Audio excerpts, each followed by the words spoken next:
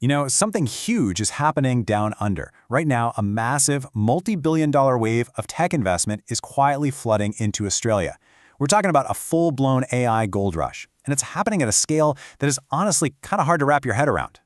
And that, of course, leads to the big question we're going to tackle in this explainer. Why? Why are Amazon, Microsoft, and Google, literally the biggest names in tech, all pouring historic amounts of cash into Australia, all at the same time? Let's get into it. So first, let's just try to grasp the sheer scale here. Amazon is kicking things off with a staggering 20 billion Australian dollar plan to expand its data centers by 2029. And look, that's not just a big number. It is the single largest global tech investment in the entire history of Australia. And then you've got Microsoft. They're dropping a jaw-dropping 5 billion Australian dollars. Now, to put that into perspective, this is their biggest investment in the 50, that's 50, years they've been in the country. And their biggest bet ever is happening right now, and it's all about AI. And of course, Google's not about to be left out. They're also plowing in $1 billion to expand their cloud regions, specifically focusing on AI and machine learning.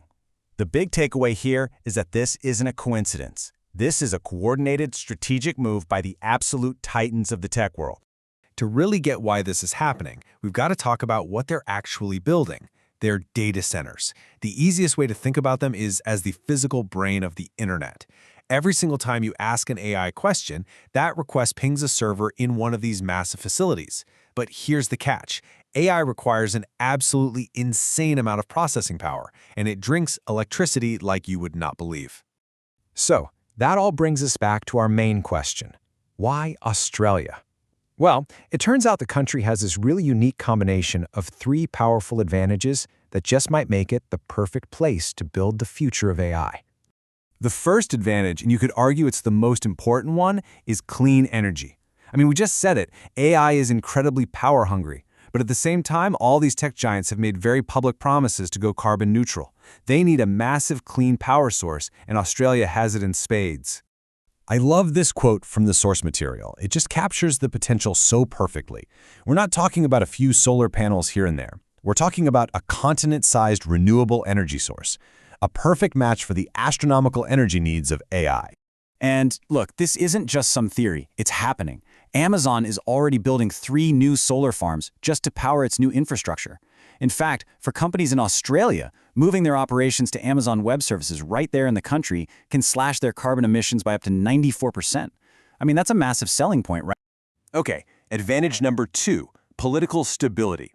Let's be real. When you're investing tens of billions of dollars in buildings that you need to last for decades, you want safety, you want predictability. And in a world that feels more and more uncertain, Australia offers exactly that.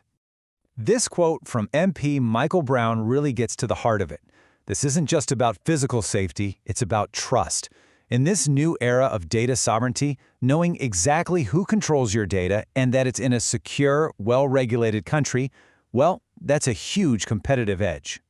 In all these little factors, they stack up. You've got a strong democracy with a solid rule of law. You have deep economic ties to both the West and Asia. Then there are these crucial security alliances like Five Eyes and AUKUS.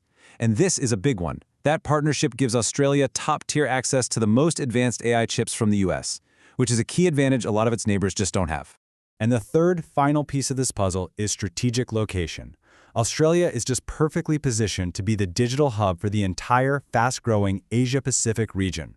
So think about it. A data center in Sydney isn't just for Australians. It can serve billions of users from Singapore all the way to Japan. And while other regional hubs like Singapore are literally running out of land and power, Australia has plenty of room to grow. On top of that, it's rapidly expanding its network of undersea fiber optic cables, the real arteries of the internet, to connect directly to both Asia and the United States.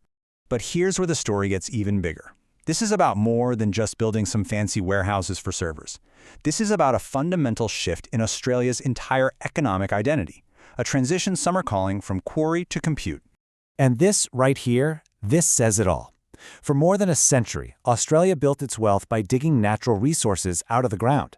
It was the quarry for the world. Now, it has the chance to build its future prosperity by processing the world's most valuable new resource, data.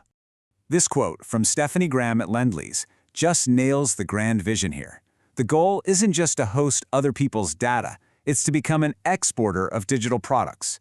trusted AI models, innovative services, to the rest of the planet. It's an incredibly audacious goal, but one that could completely transform the nation. Of course, an opportunity this huge never comes easy. There are some really serious high-tech hurdles that Australia has to clear if it wants any chance of grabbing this digital future. So let's break down the 4 big ones. First, there's the sheer demand for power and water. It's immense. One projection suggests data centers could use a quarter of Sydney's drinking water by 2035. That's just wild.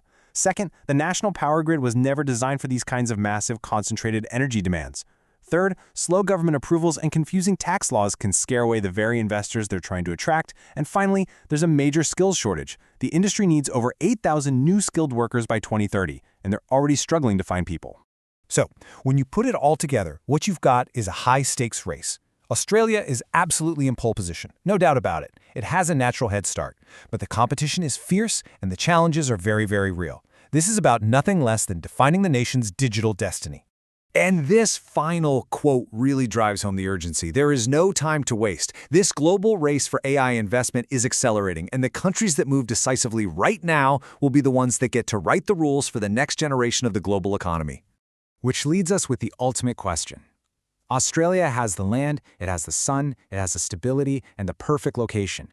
But can it overcome its own hurdles with the speed and the coordination required to actually win this race and become the world's most trusted AI exporter? The answer is going to shape not just its own future, but the future of digital trade for the entire region.